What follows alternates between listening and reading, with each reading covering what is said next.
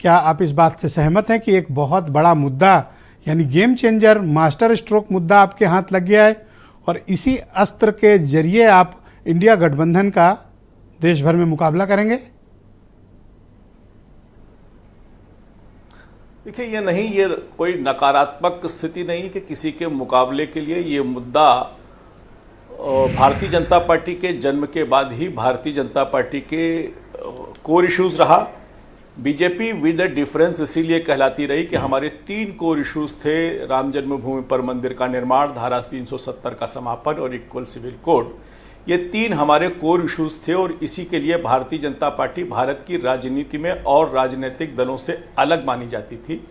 इस बार के चुनाव में जब हम जाएंगे तो इन 3 में से 2 मुद्दों का समापन हो चुका है। 2 मुद्दे ऐसे हैं, विपक्ष भी हम पर हमला करता था कि आप अपने घोषणा पत्र में हर बार इसे शामिल करते हैं, लेकिन ये अपनी परिणति तक नहीं पहुंच पाता। ये गर्व की बात है कि इस बार के चुनाव में हम जाएंगे तो इन 2 मुद्दों के समाधान के साथ जाएंगे। एक बहुत बड़ी वर्षों की तपस्या है जिसके लिए भारतीय जनता पार्टी ने भी बीते सालों में हमने 3 सरकारों का बलिदान किया इस मुद्दे को लेकर। भारतीय जनता पार्टी के कार्यकर्ता, भारतीय जनता पार्टी के नेतृत्वकर्ता इसके लिए जेलों में गए। तो बड़े अभियान की सुखद परिणति है कि इस बार के चुनाव के पहले भगवान श्री राम मंदिर का एक भव्य और दिव्य मंदिर पूर्ण हो जाएगा और उसमें गर्भगृह में विग्रह की स्थापना हो जाएगी। एक ऐसा अवसर है कि जो वर्षों की तपस्या की पूर्ण होने की मैं ये जानने में इच्छुक हूं कि वर्ष का आपके लिए ये राजनीतिक रूप से कितना अहम है और इसको आप कितना पॉलिटिकली इसकी धार देंगे?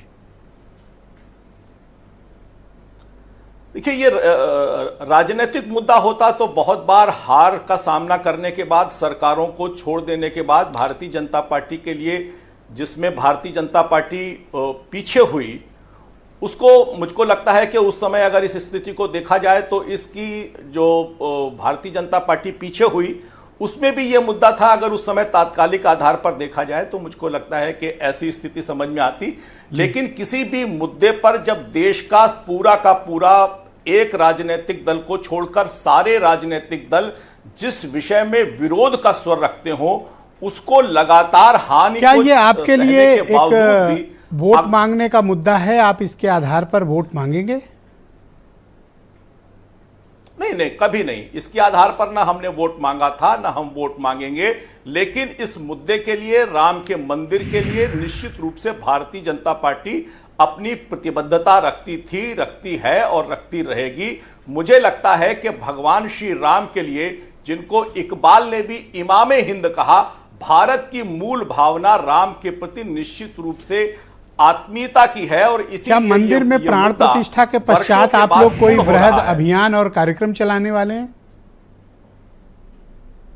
देखिए, कम से कम भारतीय जनता पार्टी इसको लेकर कोई अभियान चलाने वाली नहीं है। Thank you. मैं मनोज यादव को आमंत्रित करता हूं।